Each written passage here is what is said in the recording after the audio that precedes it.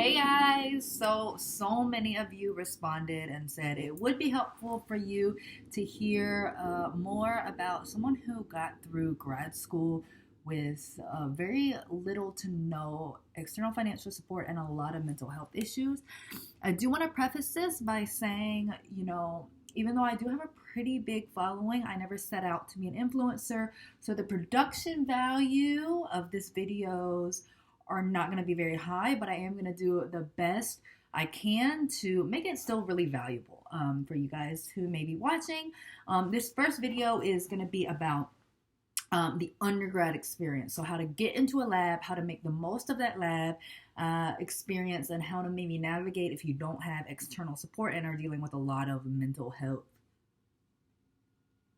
ups and downs, issues, catastrophes, disasters, quagmires, or whatever you may want to call it. So I do have some notes. Again, do not expect high production. Look at my girlfriend. So cute. Do not expect high production value, but hopefully the content can be very helpful. So I think the first thing, obviously, you talk about is getting into the lab. And professors vary. They're people just like you. And so how they want to be approached definitely matters. Some professors see it as great show of initiative if you show up to their office. Other professors are going to find it very annoying, and you're going to be sort of not on their list to consider at all. So keep that in mind. That being said, the very first thing you want to do is to just send out emails. Now, you want a boilerplate form for the email that says, "Hi, I'm this year and this major, really interested in research," but what you really want to do is go to their website or just look up their name on Google Scholar, find some of their recent papers, read them, understand them, mention what you liked about them and what sorts of things you could see yourself helping out with in the lab. That sort of initiative shows a lot. It's very important. Keep in mind that you're just shooting blanks in the dark at this point, and you're not going to get an email from most professors. They're very busy. They also know that it's not them who's going to be working with you, but they're grad students. So a good professor, or PI, principal investigator is what the head of a research lab is called. A good PI is going to be cognizant that they're putting a workload onto their grad student. So that's something we'll talk about later, but always keep that in mind. Your grad student is your link to the lab, not the PI themselves. Very rarely will an undergrad meet with the PI one-on-one or be receiving directions from the PI. That being said, I also really recommend, if you are from an underrepresented background, so if you are African American, a first-gen college student, or in some of the classified underrepresented racial and ethnic groups, or from a disadvantaged socioeconomic background, you should look into programs that are specifically designed to funnel underrepresented students and minorities into research. So there's massive funding for these sorts of programs, maybe less than there should be, but it's still substantial and it's still there. I was fortunate enough to be in one of these programs. It's called IMSD, Initiative for Maximizing Student Diversity. They are NIH-funded programs that are aimed at giving professional development and research opportunities to funnel underrepresented and minority students into the professoriate and into PhD programs. It worked great for me. Another of my close friends, it worked great from. A lot of the people that came out of the program are PhDs. My mentor was incredible. And it also, these programs give funding, and it's very attractive for you to come to a professor and say, "I'm funded. I have money for a project." And in addition, you also are often matched to professors that sign on to this program and want to be mentors and are matched from a mechanism to a professor within these programs that basically guarantees you research placement. They can be competitive, but they're just always, always, always worth it to apply if you fall within the categories of what they consider underrepresented in research. I know I'm rambling a little bit, but IMSD, Initiative for Maximizing Student Diversity, is the name of that program. They're in a lot of universities. You should check if they're in yours, and there's other similar programs. there should be a resource, an undergraduate office, and almost all large universities there is an undergraduate research office. They also often offer programs called REU.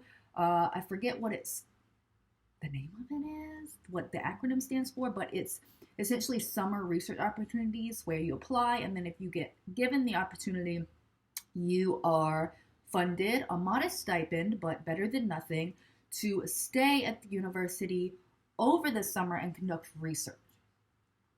Very good.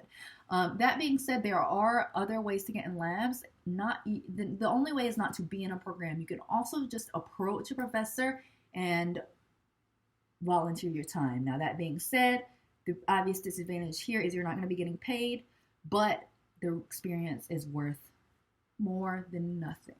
And as someone who worked at Outback throughout grad school and did DoorDash during my PhD, I understand it's not always the best to be doing unpaid work, but unfortunately, because of the nature of how it works, sometimes that is your only option. So once you're in the lab, the number one thing I would say is if you want to impress a PI, it's very transparent when you're there as a resume. Everyone and their mom wants to be in a lab these days as a prerequisite for grad school, med school, dental school, whatever. And so if that is your only goal, not only is that going to be extremely obvious, but you're also just not going to get that much out of it. Now, while it's totally okay to have your goals and know what you want to do after your bachelor's, it's not a good way to approach research. Research to me and to so many people is beautiful. It is this elegant and often frustrating but so rewarding method of repeatedly asking a question over and over, and then asking that question questions, and then asking the answer to that question questions. And if that doesn't get you excited, then research is not the place for you necessarily, and it's also going to come through that you're there going through the motions, trying to pad your resume, not that interested. Just something to keep in mind. Now, as I said before, also keep in mind you are not, as an undergrad, likely going to be working with the PI. You're going to be working with a grad student, someone like me, or a postdoc, someone like I am currently after finishing my PhD. And so it's important to build a good relationship with that person. In the best of cases, this is going to be someone who's really interested in mentoring you and sees you as an asset, something to pour their time and effort into in hopes that there is some return. So understand that this is supposed to be a symbiotic relationship. The grad student, I'm not going to lie to y'all, I want to be honest, the grad student often sees this as a chore because it takes a long time to train a grad student to the point that they are able to do anything. An undergrad student to the point they're able to do anything. Even a grad student, it takes months, especially if you're in a lab that does cell culture or specialized stuff, biomedical engineering, cancer research, immunology, anything that has a high learning curve to do like cell culture or PCR, stuff like that.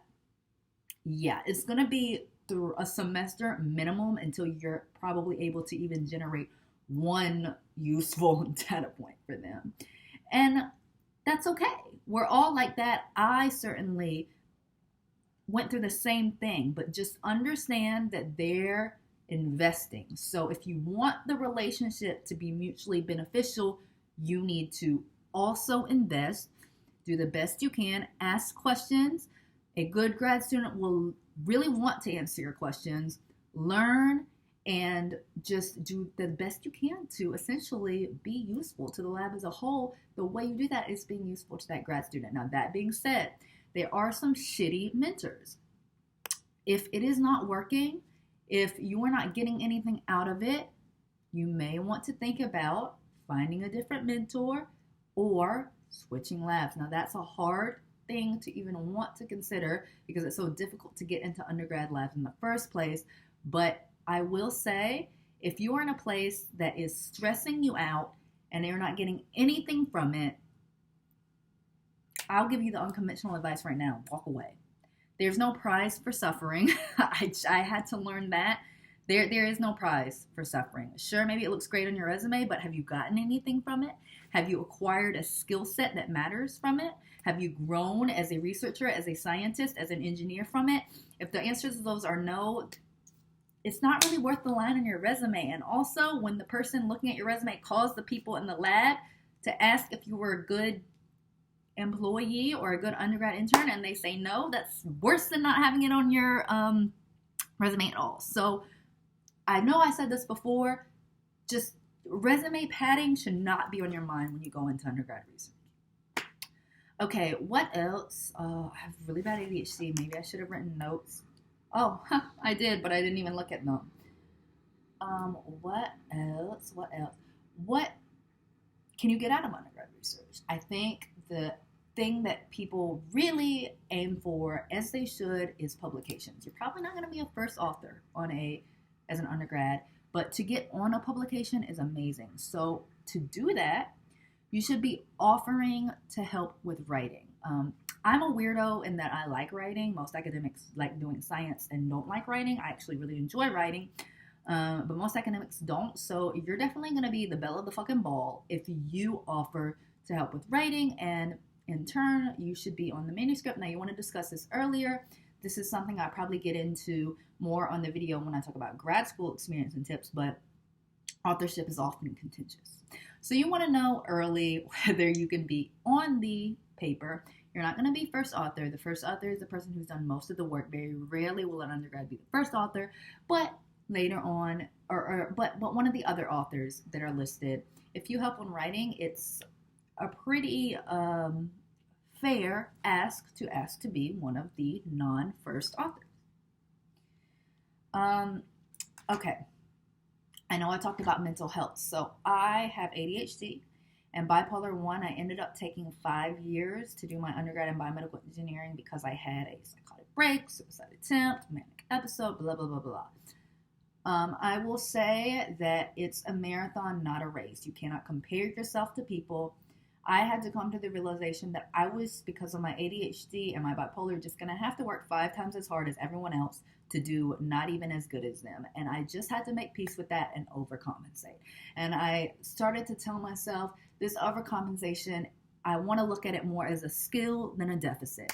Sure, I have to work harder. Does that make it, am I at a disadvantage? Sure. But it is what it is. If I want to perform, I have to overcompensate. And even with that, I came out with not a great GPA, 3.1. Actually, trash.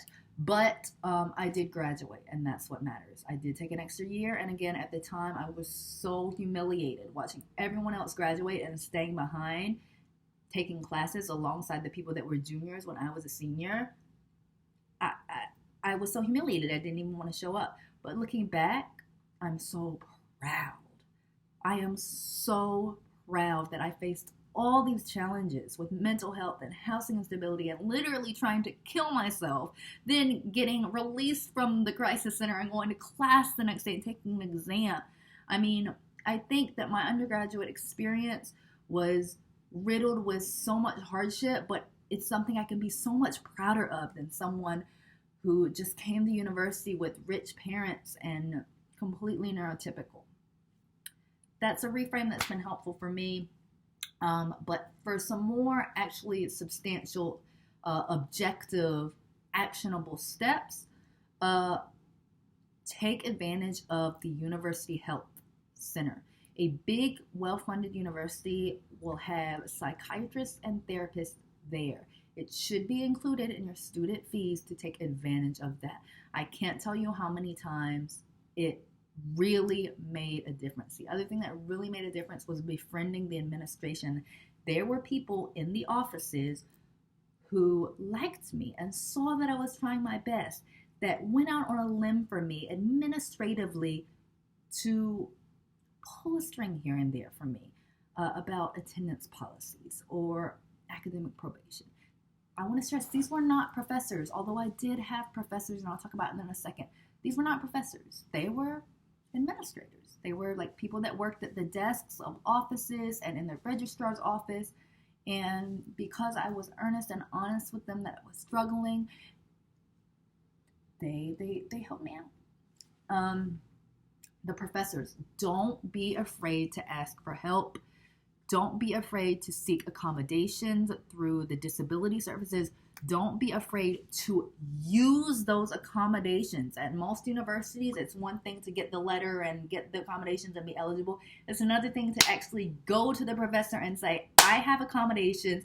I want to use them for, not having to do online tests, being able to write on the paper, having double or 1.5 times the amount of time other people have on exams, extended deadline dates. I wish I had done that more. I did it as a last resort when I was really struggling in class. I wish I had done it from the jump, from day one.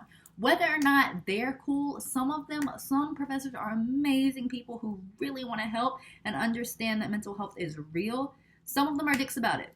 At the end of the day, who cares? I have my accommodations. I'm going to use them. If you don't like it, you can suck my dick. I wish I had gone in willing to use them from the jump. It would have saved me so much heartache, headache, and blood, sweat, and tears if I had done that. That's a big advice. Anyways, I've totally steered off topic from talking about undergrad research labs and research labs. So the last thing I want to say is, if it's a good fit, it's a good fit. All labs are different. Some labs, they only have undergrads washing dishware and doing something like electrospinning or autoclaving. Some labs, they let undergrads literally have their own projects.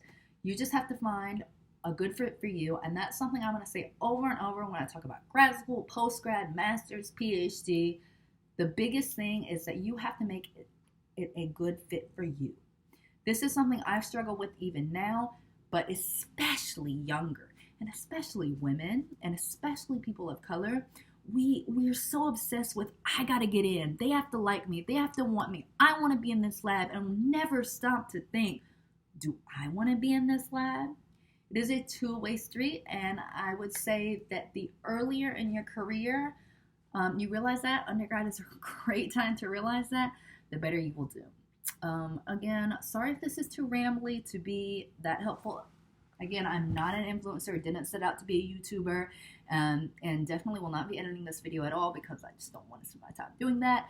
But I hope that this drivel from my discombobulated mind is still at least a little helpful to someone. And if you're interested and this was helpful and you want some grad school tips and tricks for PhD, Master's 2, I did a Master's 2, let me know. Oh, by the way, in case you don't know why you should be listening to me, or if I even did any of the things I'm talking about, I did get my bachelor's in biomedical engineering in 2016, my master's in textile engineering, doing a thesis with the title, which was Novel Bilayer Melt-Blown Hernia Mesh with Tissue Engineering Properties. And then in 2024, so this year in July 24th, 2024, I got my PhD with the dissertation In Vitro Stimulation Conduction Platforms to Mature Induced Pluripotent Stem Cell Derived Cardiomyocytes. That was a cardiac tissue engineering project, and now I'm a postdoc focused on immune engineering and aging, immunosenescence, lymph node, structure, function, that sort of thing, basically immunology. And I'm doing additional clinical training through a T32 fellowship I was awarded. Okay, that's it. See ya. Bye.